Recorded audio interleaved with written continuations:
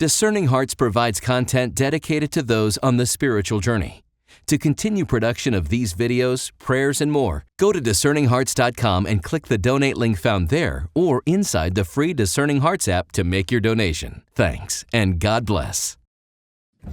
DiscerningHearts.com presents a Lord of the Rings spiritual retreat with Father Timothy Gallagher. Father Gallagher was ordained in 1979 as a member of the Oblates of the Virgin Mary. He obtained his doctorate from the Gregorian University and has dedicated many years of extensive ministry to retreats, spiritual direction, and teaching on the spiritual life. He is also the author of several books on the spiritual teachings of St. Ignatius of Loyola and the life of Venerable Bruno Lanteri, founder of the Oblates of the Virgin Mary.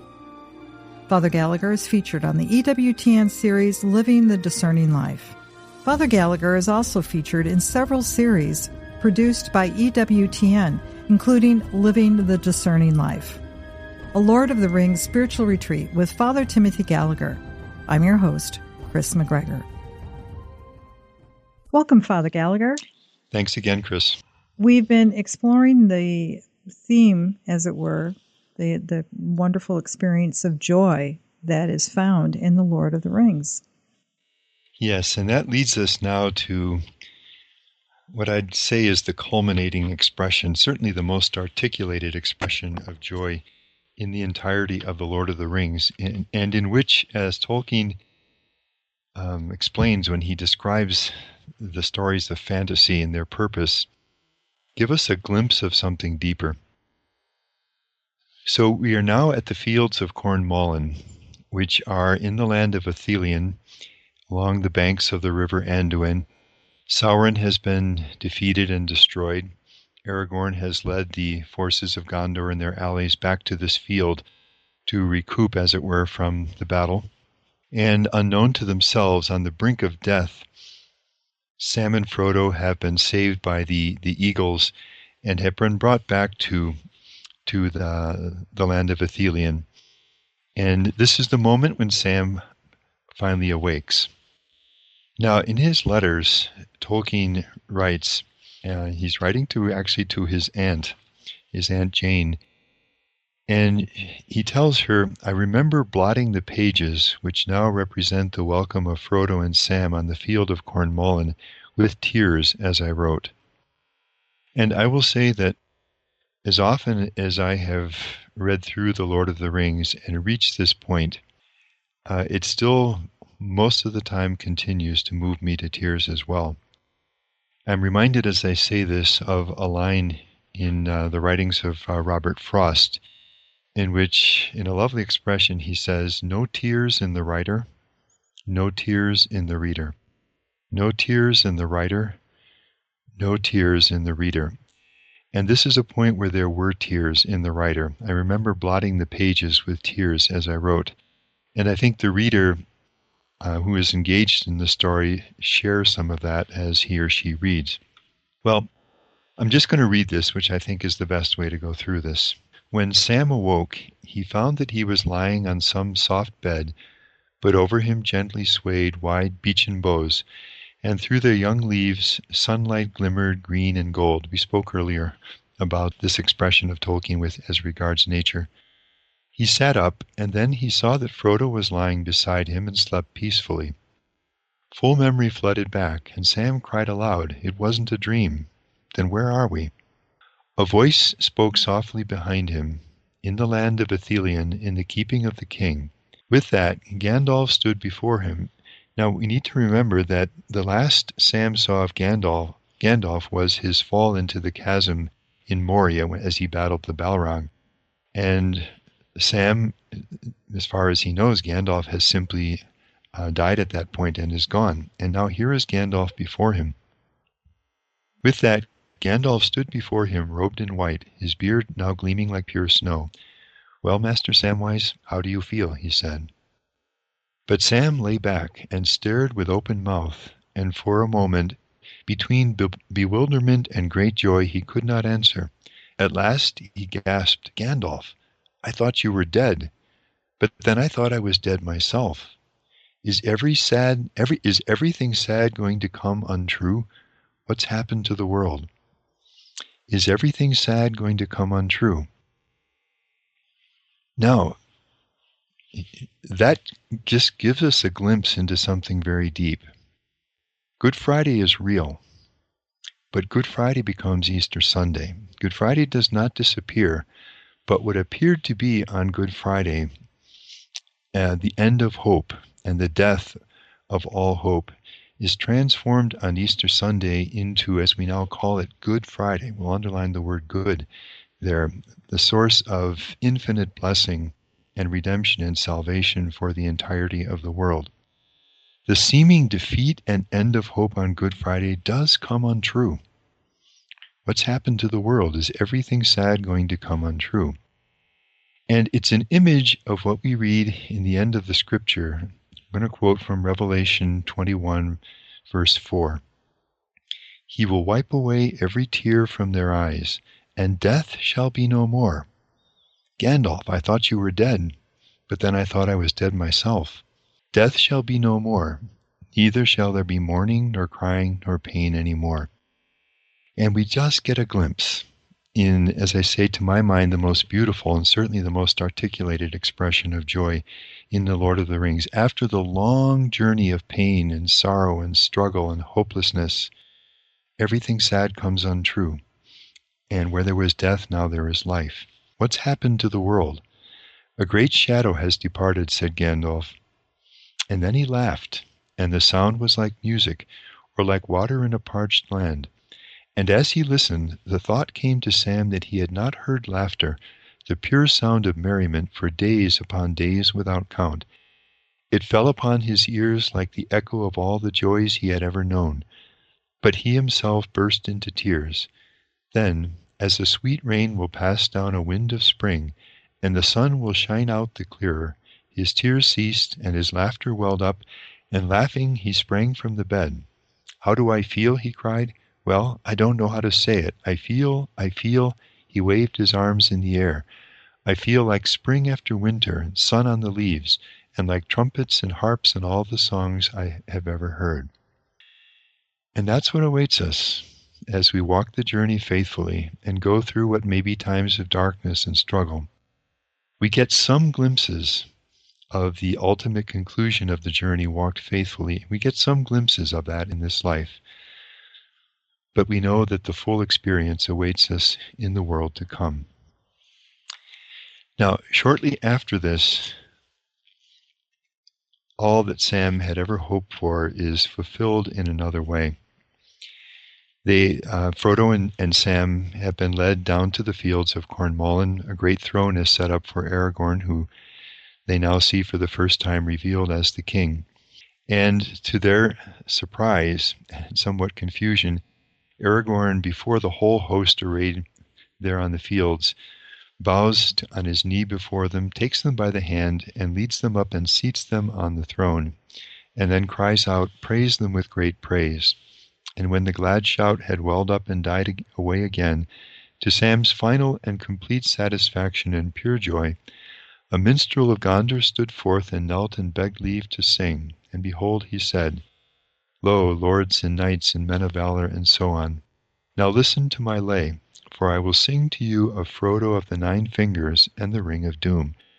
And if you remember, when Frodo and Sam were sitting, resting for that short while above the stairs of Cirith Ungol, and Sam begins to realize that they're in a tale and says, "I wonder if someday I'll ever hear our tale being sung."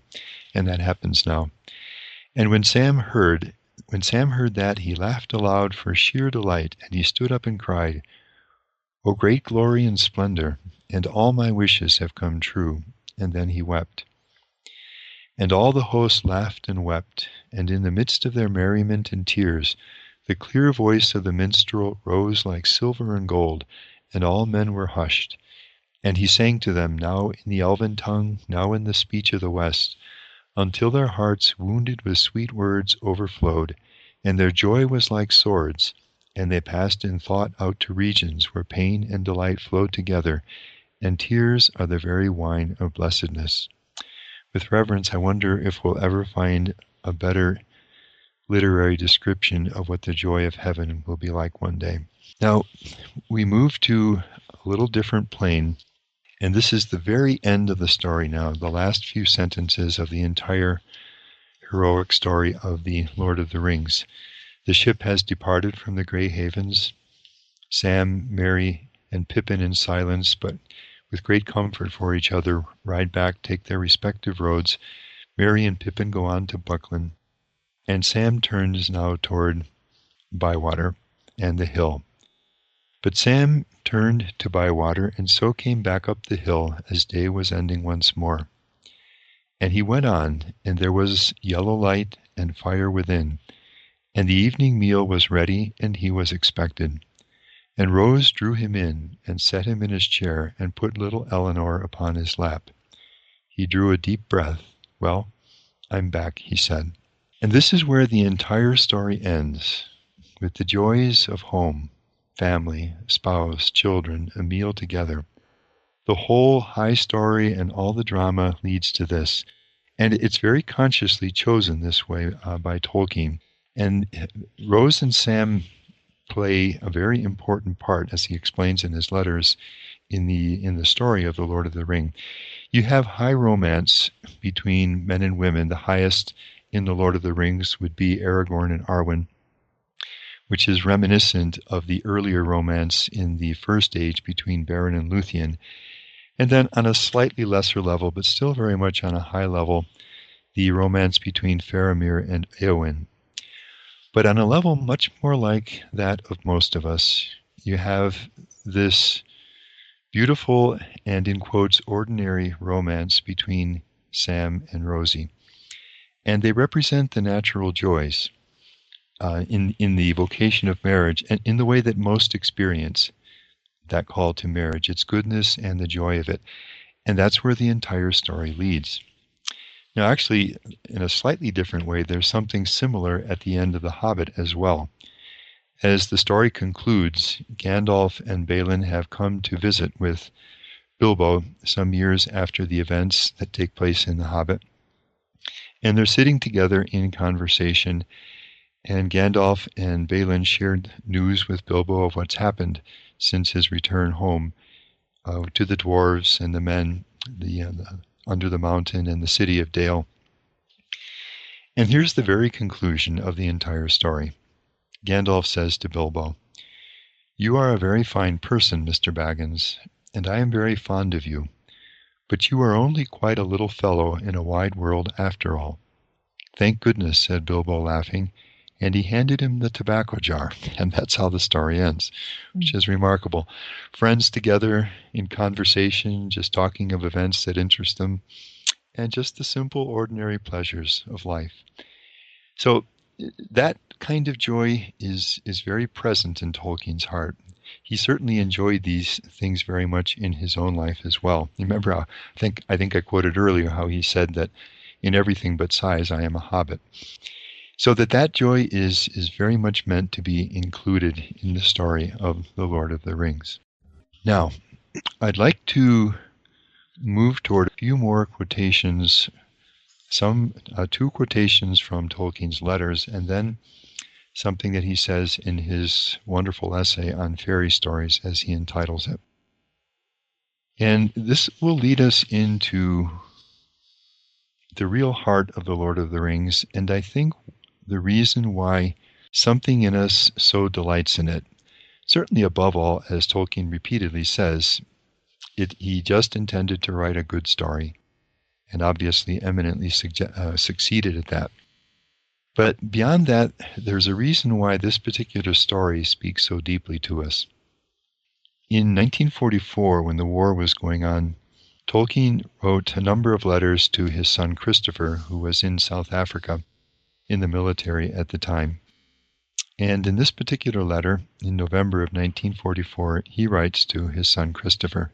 So he says, "On Sunday, Prisca, his youngest daughter, Priscilla, and I cycled in wind and rain to St. Gregory's, which was the Catholic church in Oxford. We had one of Father C's. Father C is Father Douglas Carter, who was the parish priest of St. Gregory's. We had one of Father C's best sermons," and then he puts in parentheses, "and longest. a wonderful commentary on the Gospel of the Sunday, which was the healing of the woman with the hemorrhage and of Jairus' daughter, made intensely vivid by his comparison of the three evangelists. And then Tolkien goes on to indicate how Father Carter, in his homily, took illustrations from modern miracles to reflect on the two miracles which were part of the Gospel of the Sunday. And he describes one of these briefly, but another which was a healing which took place in the context of Lourdes, he describes in some detail to Christopher, his son. And this was the story Father Carter told. This took place in 1927. It was one of the miracles that's attested by doctors. A little boy with a particularly grave form of tuberculosis who was brought by his parents to Lourdes in the hope of being healed and was not healed, and was taken with sadness away from Lourdes by his parents to the train to depart from Lourdes, practically dying, attended by two nurses. Then as the train began to move, it passed within sight of the grotto. And as that happened, the little boy sat up and said, I want to go and talk to the little girl. On the same train, there was another little girl whom in some way he had met while they were at Lourdes. And he got up, he walked back to where the little girl was and spent time playing with her, then came back and said, I'm hungry now. And they gave him cake, 2 bowls of chocolate, and then Tolkien says, an enormous potted meat sandwiches, and he ate them. So that's the story. And now Tolkien writes to Christopher, at the story of the little boy, which is a fully attested fact, of course, with its apparent sad ending, and then its sudden, unhoped-for happy ending. And this is the thing that really moves Tolkien. Everything seems to be heading toward a sad conclusion, and then suddenly there is the unhoped-for happy ending. At that, he says, I was deeply moved, and had that peculiar emotion we all have, though not often. It is quite unlike any other sensation, and all of a sudden I realized what it was. The very thing that I have been trying to write about and explain in that fairy story essay that I so much wish you had read that I think I shall send it to you, and we'll comment on that in just a few moments. Mm-hmm. For it, I coined the word Eucatastrophe. Eucatastrophe. So that's our familiar word catastrophe, and what Tolkien has done is to place before it as a prefix the Greek prefix eu, which means good. So we have words like eulogy and euphoric and so on. So this is Eucatastrophe, literally a good catastrophe, by which Tolkien means this, as he immediately tells Christopher, the sudden happy turn in a story which pierces you with a joy that brings tears, which I argued in that essay, as we'll see, it is the highest function of fairy stories to produce. And I was there led to the view that it produces its peculiar effect because it is a sudden glimpse of truth, and he writes truth with a capital T. Your whole nature, chained in material cause and effect, the chain of death, feels a sudden relief, as if a major limb out of joint had suddenly snapped back. It perceives, if the story has literary truth on the second plane, which he describes in the essay, that is, if the story is written well, as subcreation, as Tolkien talks about it in the essay. God is the creator, but God instills the power to create in human persons in a way that is a subcreation within God's creation, and that's what the writer is doing. So if that's well done, that this is, we suddenly realize that this is indeed how things really do work in the great world for which our nature is made. And I concluded by saying that the resurrection was the greatest Eucatastrophe possible in the greatest fairy story, but this one's real.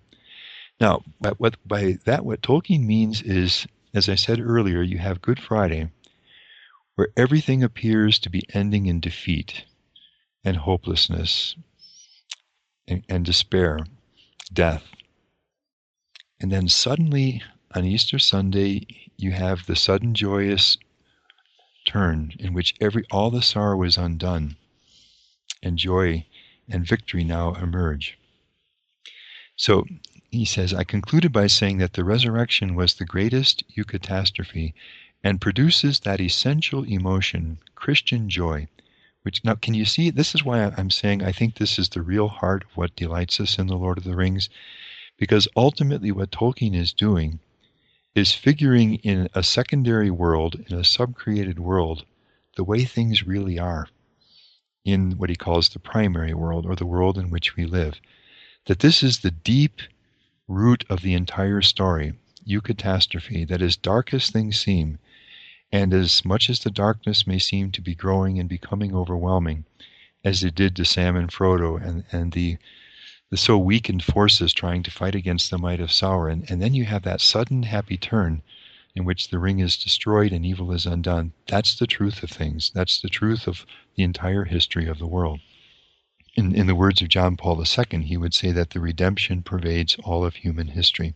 And so this produces that essential Christian emotion, Christian joy, which produces tears because it is qualitatively so like sorrow, because it comes from those places where sorrow and joy are at one, reconciled, as selfishness and altruism are lost in love. And now I point out to Christopher, the difference with the Gospels is that this is real. Of course, I do not mean that the Gospels tell what is only a fairy story, but I do mean very strongly that they tell a fairy story in Tolkien's sense of what a fairy story is, the greatest. Man, the storyteller, would have to be redeemed in a manner consonant with his nature by a moving story, which I've always found a lovely thought. All of us love stories. You know, you listen to a homily and the story begins. Your attention is right there. Or you read a book that has a story and you want to know what's going to happen.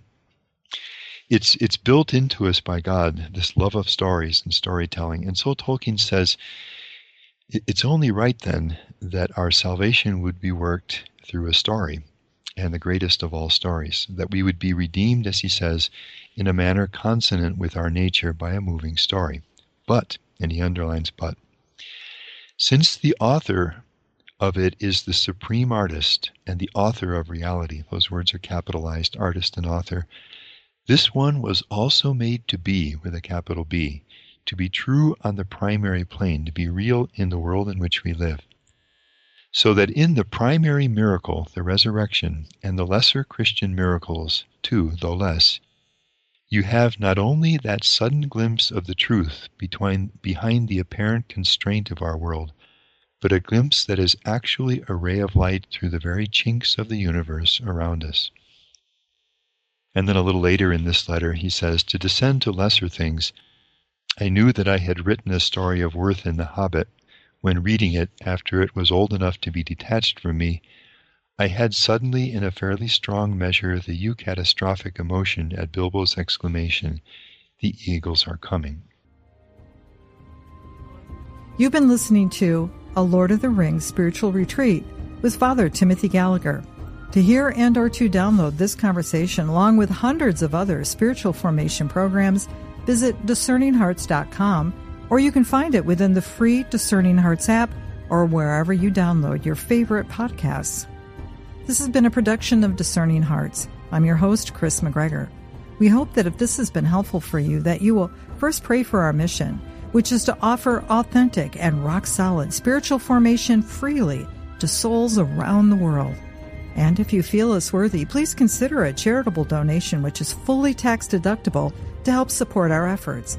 But most of all, we hope that you will tell a friend about discerninghearts.com and join us next time for A Lord of the Rings Spiritual Retreat with Father Timothy Gallagher.